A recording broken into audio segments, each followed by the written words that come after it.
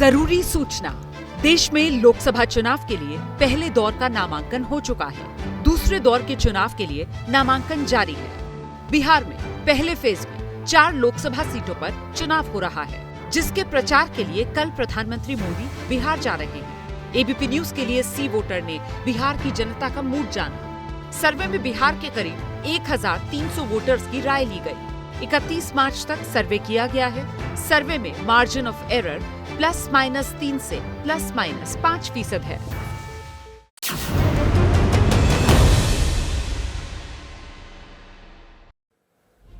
नमस्कार, ABP news पर हाजिर हूं मैं रुमाना इसार खान। लोकसभा चुनाव को लेकर प्रचार का शोर शुरू हो चुका है।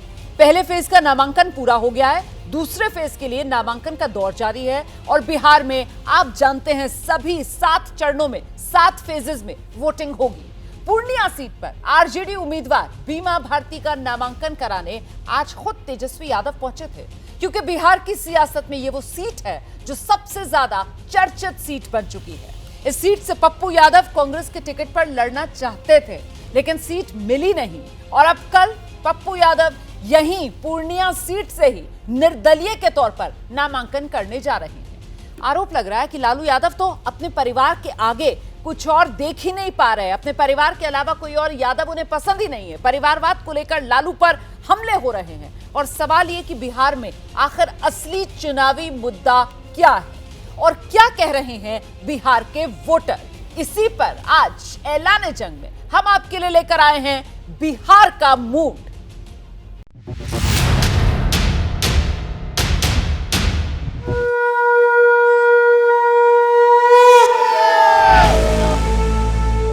लालू यादव की बेटी रोहिणी आचार्य जब से प्रचार के समर में कूदी हैं, तब से बिहार की सियासत में परिवारवाद का मुद्दा गर्म हो गया है।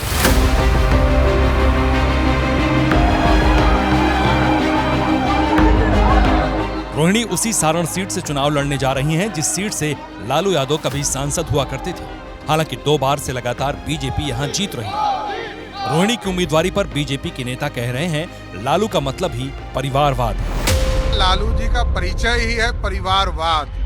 हम लोग ये चिंतित हैं कि लालू जी ने 2 बेटा 2 बेटी को तो उतार दिया, हमारी 5 बहनें बच गई है, उनको कब उतारते हैं ये तो बताएं। बीजेपी लालू परिवार पर हमलावर है तो लालू यादव की पार्टी के नेता भी पीछे नहीं है। सोशल मीडिया पर आरजेडी के एक्स हैंडल से बीजेपी के परिवारवाद पर हमला बोला गया। उम्मीदवारों का नाम लिखकर पार्टी ने एनडीए को आईना दिखाने की कोशिश की और तेजस्वी यादव तो बाकायदा प्रधानमंत्री की पहली चुनावी रैली को परिवारवाद से जोड़कर पलटवार कर रहे हैं। एनडीए में जिस तरह से टिकट बंटा है, परिवारवाद का बोलबाला दिख रहा है। वो पहली सभा ही वहीं कर रहे हो, वहां जाकर के क्या बोलेंगे वो? अरे भाई, हाथ कौन कर रहा है? आप बताइए, इनके कथनी और करनी में भारी अंतर है। प्रधानमंत्री नरेंद्र मोदी कल बिहार के जमुई में पहली जनसभा करने जा रहे हैं। जमुई सीट पर पहले चरण में 19 अप्रैल को वोटिंग है और इस सीट से रामविलास पासवान के दामाद और चिराग पासवान के जीजा अरुण भारती एनडीए के उम्मीदवार हैं। बिहार के चुनावी पन्ने को पलटेंगे तो पाएंगे कि परिवारवाद यहाँ सबको पसंद है। जिन लालू यादव पर बीजेपी हमला करती है, उनका कुनबा तो राजनीति में है ही। बिहार में बीजेपी, जेडीयू और एलजेपी में भी परिवारवाद का बोलबाला है।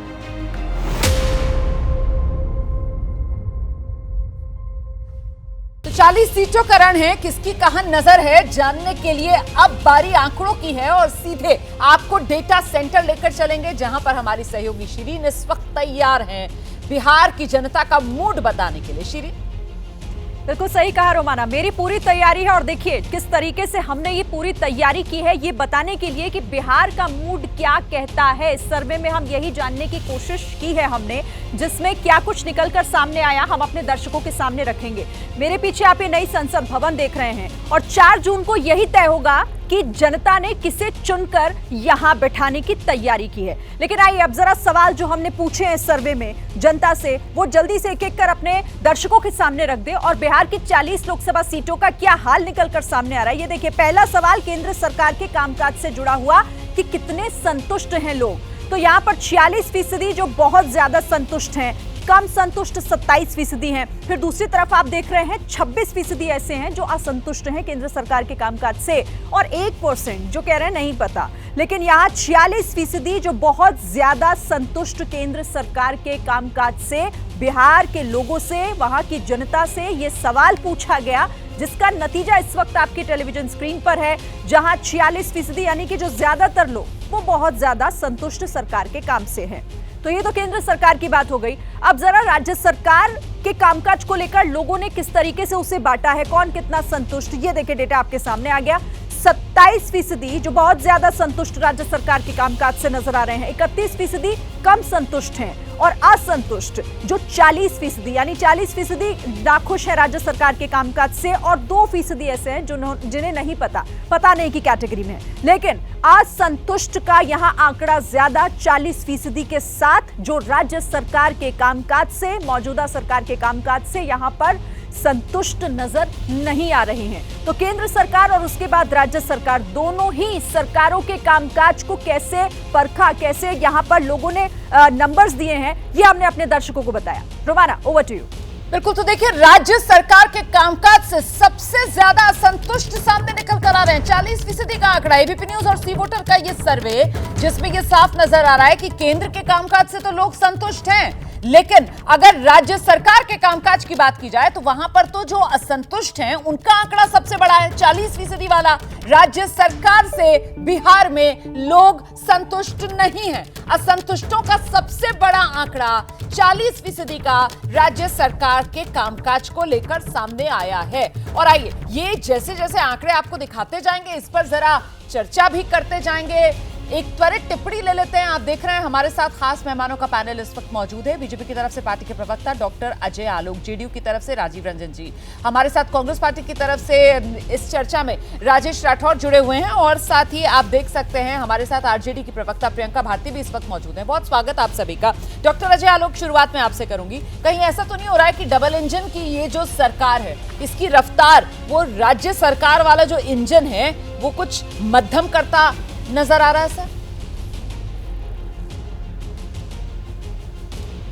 नहीं, देखिए, बिहार में स्वाभाविक है कि आपका जो सर्वे है, हालांकि मैं तो व्यक्तिगत रूप से सर्वे को मानता नहीं हूँ, भले वो हमारे पक्ष में हो या हमारे विपक्ष में हो, लेकिन सर्वे का सम्मान जरूर करता हूँ। और बिहार 2020 से लेकर 24 के बीच में सरकार शुरू हुई, भारतीय जनता पार्टी और जनता दल यू की बीच में 17 महीने की सरकार हो गई, राजद और जनता दल यू की सरकार, फिर वापस अभी भारतीय जनता पार्टी और जदयू की सरकार है।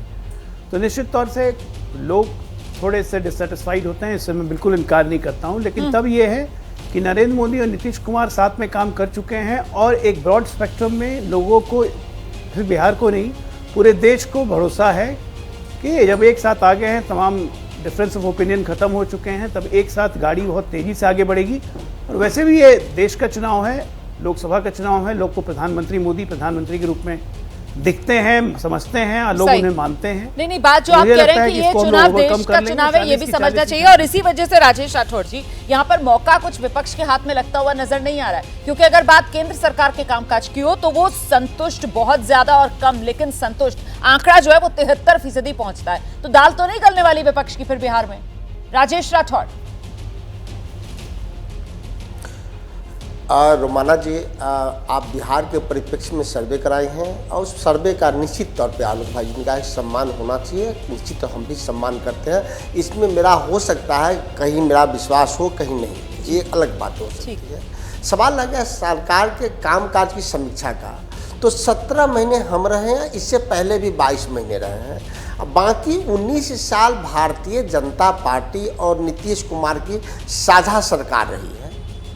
तो राज्य सरकार के कामों से असंतुष्ट का मतलब है कि भाजपा के कामों से भी असंतुष्ट होना। सरकार के आपने जो सर्वे किया है, वो सर्वे अच्छा आ सकता है, लेकिन कई बिंदुओं पे सर्वे में हो सकता है कि छूट भी सकता है। जब आप नौजवानों से सर्वे करेंगे तो लगेगा कि 2014 में जिन कारणों से नरेंद्र मोदी जी को वोट दिया, 2019 में जिन कारणों से नरेंद्र मोदी जी को रोजगार के नाम पर वोट दिया, वहाँ उनको रोजगार नहीं मिला, तो वहाँ जाएंगे सर्वे में तो भारतीय जनता पार्टी फिसल जाएगी। और नौजवानों के बीच में जाएंगे तो कोई जात नहीं बंधा होता है जी, कोई धर्म नहीं बंधा होता है, वहाँ सबको सिर्फ रोटी की जरूरत होती है, रोजगार की जरूरत होती ठीक है।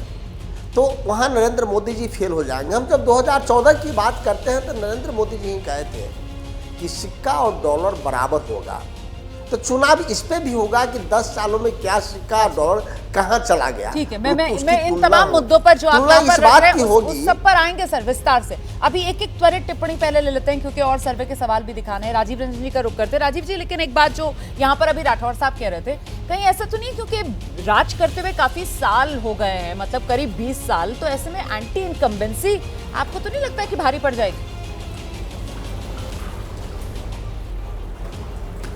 देखिए, वो तो नतीजे बताएंगे। मुझे लगता है एंटी इनकम्बेंसी नहीं, ये प्रो इनकम्बेंसी का एक बड़ा उदाहरण बनेगा जब हम 40 की 40 सीटें एक बड़े अंतर से जीतते दिखेंगे। सर्वे की प्रामाणिकता पर मैं सवाल नहीं खड़े करूंगा, लेकिन मैं ये जरूर कह सकता हूं कि सर्वे का सैंपल साइज अपेक्षाकृत छोटा है और ये हो सकता है कि सरकार के कामकाज से सहमत लोगों को काफ़ी कुछ कहने का अवसर नहीं मिल पाया हो। लेकिन अगर इस सर्वे के नतीजों को भी देखें तो 58% लोग ज़्यादा हो या कम हो, लेकिन वो संतुष्ट दिखते हैं। असंतुष्टों का जहाँ तक सवाल है, देखिए कभी भी जो बिहार में विपक्ष का जो गठजोड़ है उनको चाहने वाले लोगों की एक संख्या हो सकती है, वहाँ मार्जिन ऑफ एरर से वो कम हो सकता है, ज़्यादा हो सकता है, वो तमाम चीज़ें हैं। लेकिन मैं ये मानता हूँ कि ये जो गठजोड़ है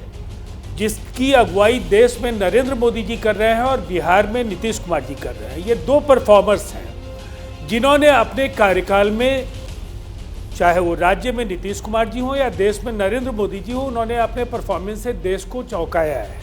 पूरी दुनिया में कामकाज की जो शैली प्रधानमंत्री जी की है और इस देश में नीतीश कुमार जी की जो कार्यशैली है उसको लेकर लोग जो भी कहें, लेकिन चाहे वो नौकरियां हो, चाहे वो जातीय सर्वे हो, चाहे वो पंचायती व्यवस्था में आरक्षण का सवाल हो, महिलाओं के आरक्षण का सवाल हो, मुझे ऐसा लगता है कुछ ऐसे शराबबंदी जैसे एक बड़े फैसले की वजह से भीड़ से अलग एक जो शक्ल उभर करके नीतीश कुमार जी की आई है, वो निसंदेह एक बड़ा फर्क लाएगा जो चुनाव के नतीजे हो। ठीक है, प्रियंका से एक जल्दी से रिएक्शन होते हैं। प्रियंका, ये जो असंतुष्टों वाला आंकड़ा सामने निकल कर आ रहा है, आपको लगता है कि इससे विपक्ष जो है उसको कुछ हासिल हो पाएगा, उसे भुना पाएगा, या फिर मोदी की आंधी के सामने कहीं कोई टिकने वाला ही नहीं है? प्रियंका भारती।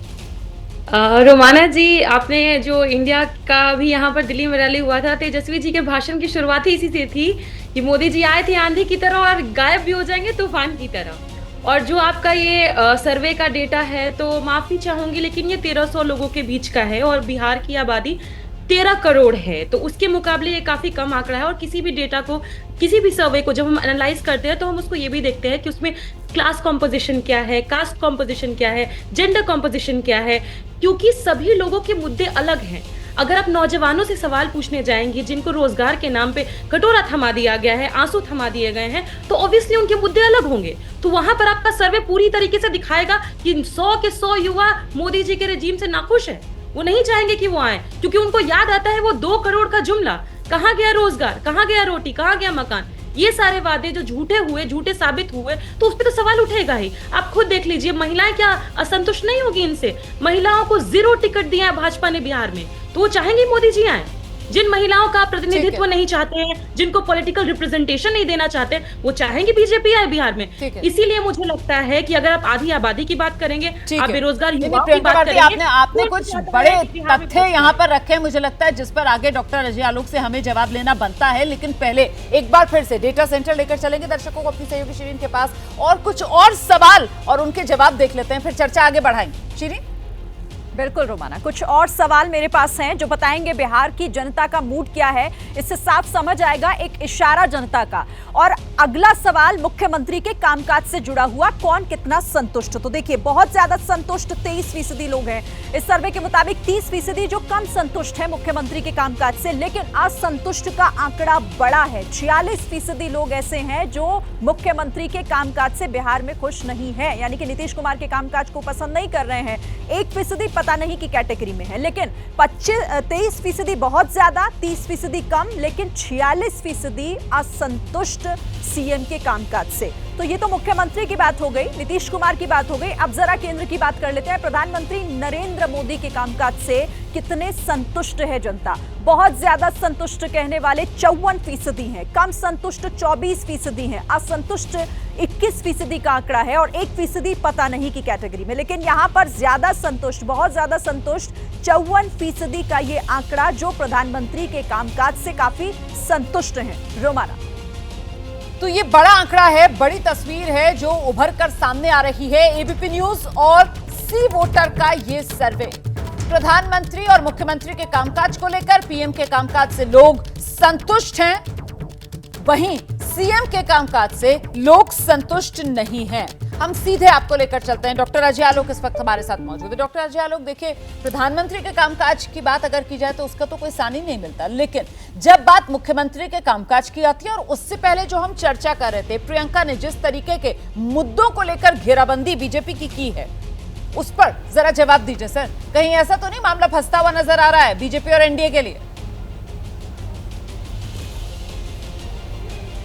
देखिए, प्रियंका जी पता नहीं क्या मुद्दे को लेकर घेराबंदी कर रही हैं। अरे, जिस सरकार में चलन हो गया हो कि रोजगार के बदले नौकरी के बदले जमीन लेने का, और उसमें वो सोच रही है कि युवा उनसे संतुष्ट हैं।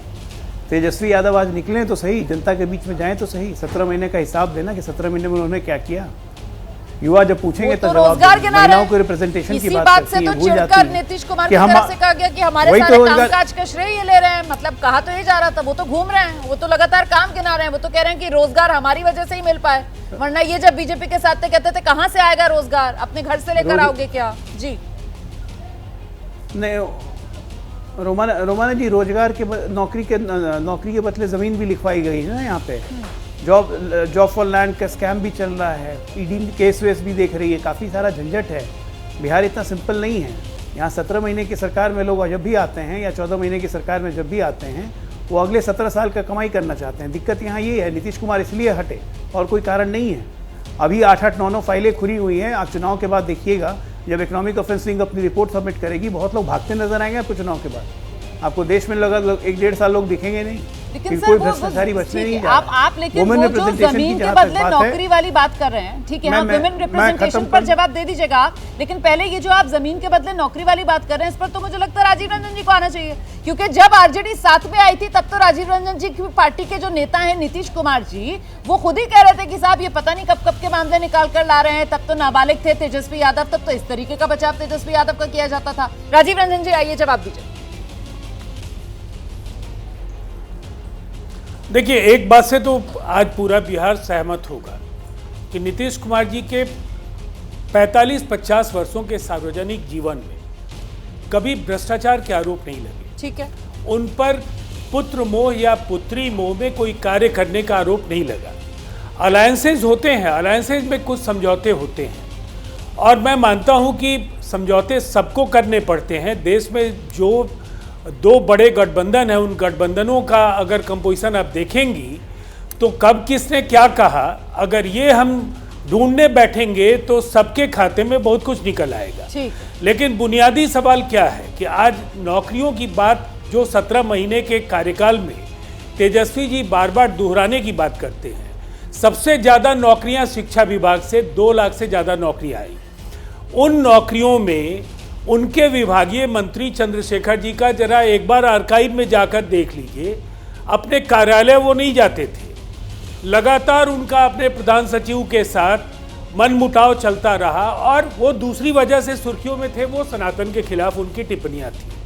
तो मुझे नहीं लगता है कि काम जो करने के लिए आपको भेजा गया वो तो आप कर नहीं रहे थे, और लगातार जिस तरह का सामंजस्य का अभाव शिक्षा मंत्री और शिक्षा विभाग के अधिकारियों के बीच था, उसमें ये नौकरियों का दावा कैसे कर सकते हैं? ठीक है, तो मतलब आप कह रहे हैं कि ये जो श्रेय लेने की कोशिश की जा रही है तेजस्वी यादव की तरफ से, ये कामयाब नहीं होगी, वो आप वजह बता रहे हैं। साथ ही साथ भ्रष्टाचार और परिवारवाद को लेकर जिस तरीके की घेराबंदी आपने अभी विपक्षी पार्टियों की है, सर भ्रष्टाचार परिवारवाद ये वो आरोप जिसको लेकर सत्ता पक्ष विपक्ष की घेराबंदी कर रहा है बिहार में जबरदस्त तरीके से। राजेश जी। और रोमाना जी देखिए, कई सवालों का एक जवाब दिए हैं आदरणीय अजय आलोक जी। हम पूछे हैं रोजगार पे, तो उन्होंने कहा नहीं, रोजगार के बदले उन्होंने नौकरी के बदले जमीन ली। पूछना भी उनका स्वाभाविक बात है, क्योंकि उनकी पार्टी आजकल चंदा के बदले धंधा दे रही है। अब तक ये नहीं बता पाए देश को कि भारतीय जनता पार्टी ने इलेक्टोरल बॉन्ड के तहत कितने रुपये लिए, यानी कितना चंदा लिया, और चंदा लेने वालों को क्या क्या धंधा दिया, इस पे चुप हो जाएंगे। अभी बोल रहे थे राजीव रंजन जी, अच्छी बात है, उन्होंने ही रोजगार दिया। नीतीश कुमार जी के सरकार में रोजगार मिली, तेजस्वी जी के मंत्री थे, शिक्षा मंत्री, और सेक्रेटरी से नहीं बनता था।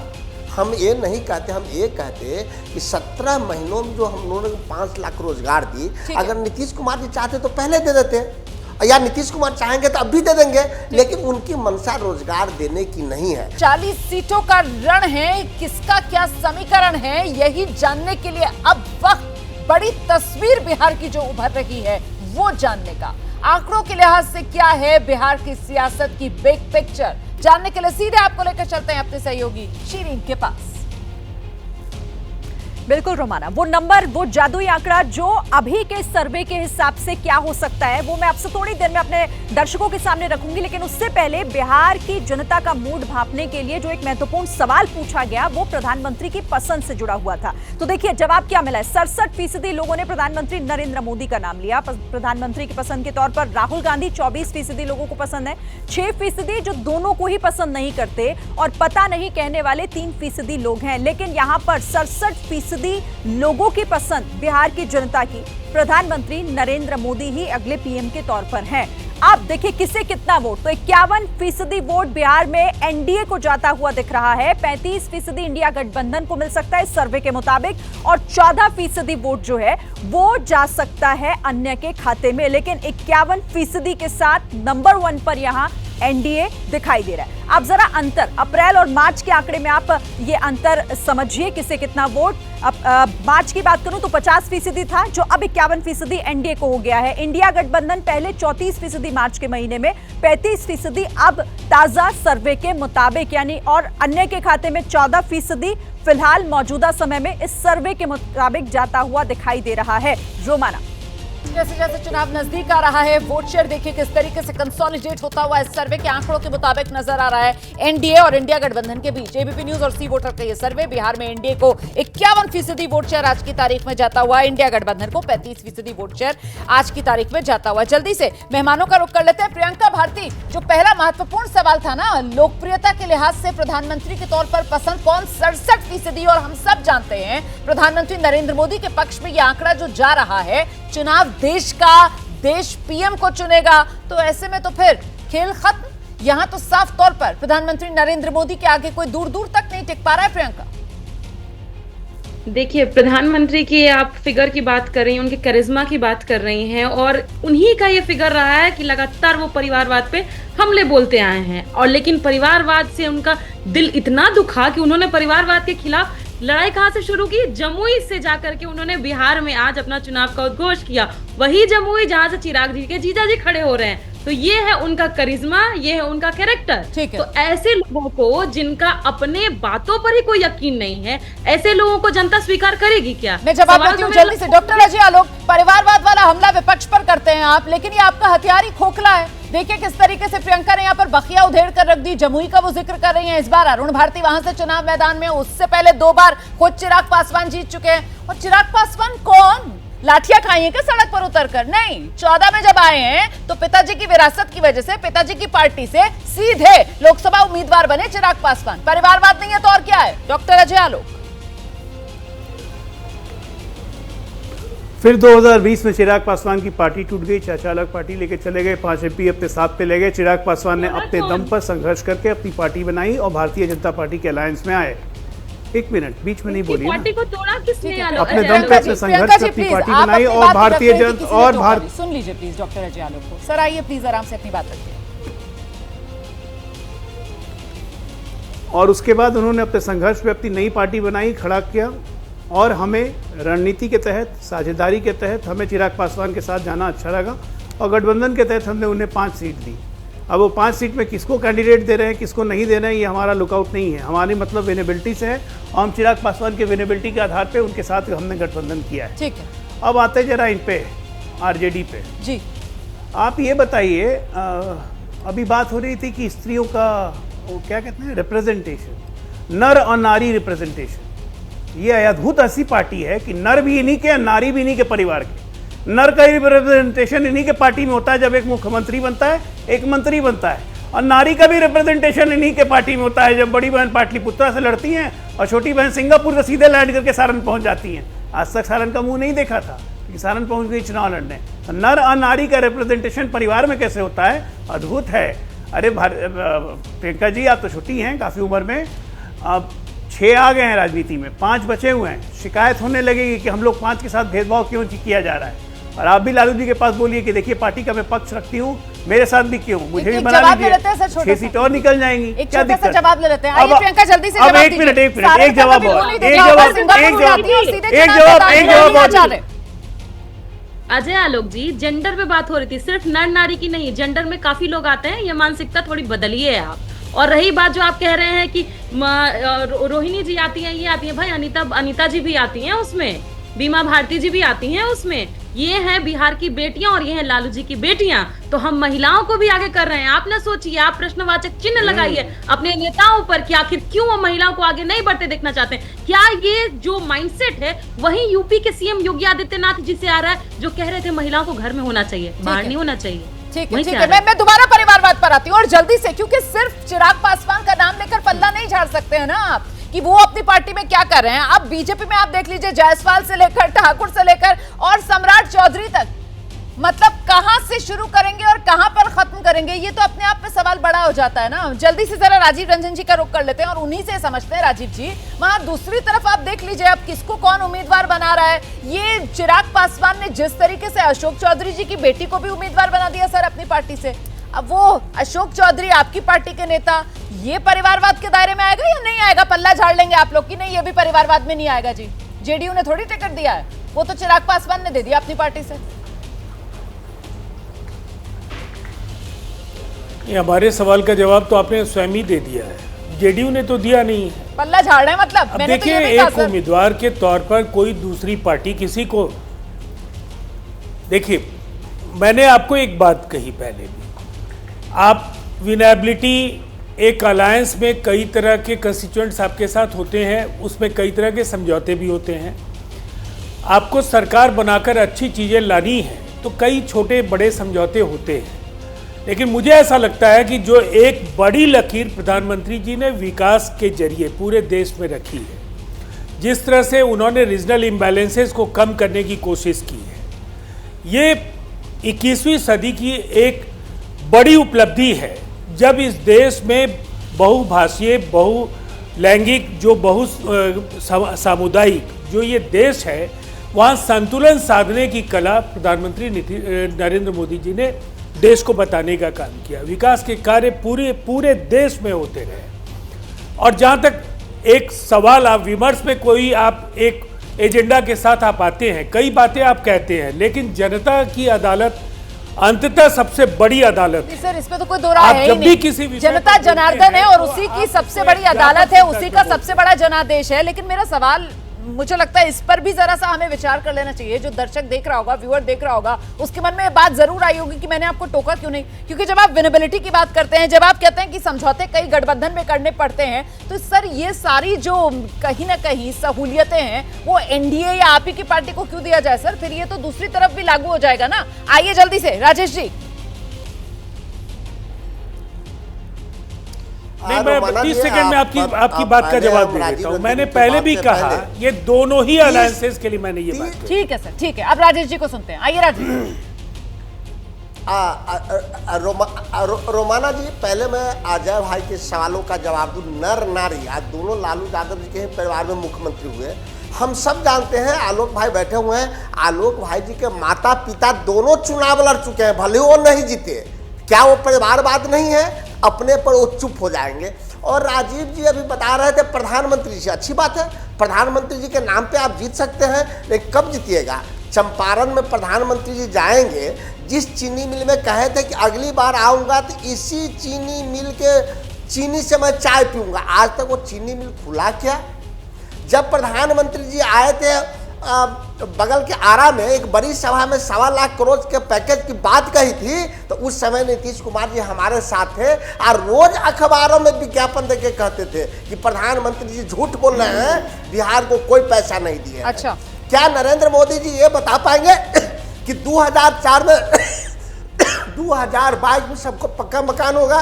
हुआ क्या प्रधानमंत्री जी ये बता पाएंगे देश के नौजवानों को? ठीक है कि 2014 में कितना सरकारी नौकरियां थी, आज कितना है? ठीक है सर, ठीक है आप ये तमाम जो खामियां गिना रहे हैं, आप ये तमाम जो खामियां गिना रहे हैं राजेश जी, जल्दी से डॉक्टर अजय आलोक का रुख करते हैं। डॉक्टर अजय आलोक, अब यहीं से मेरा सवाल है, विपक्ष जिस तरीके की खामियां गिना रहा है, सर क्या यही वजह है कि अभी जो आंकड़ा सामने आया है ना, एनडीए 51%, और कब, जबकि आप देखिए ना, चाहे जीतन राम मांझी की पार्टी हो, चाहे उपेंद्र कुशवाहा हो, पिछली बार 2019 में ये लोग आपके साथ नहीं थे, और तब भी जो एनडीए का अपना वोट शेयर था वो 54% के आसपास पहुंच गया था। और इस बार ये तमाम छोटे छोटे दल आपके साथ हैं, आपने कुनबा बिहार के अंदर बढ़ा दिया है, लेकिन वोट शेयर के मामले में आप घटते हुए नजर आ रहे हैं। कहीं ऐसा तो नहीं कि 2019 रिपीट नहीं हो पाएगा, धक्का एनडीए को बिहार में लग जाएगा? डॉक्टर अजय आलोक।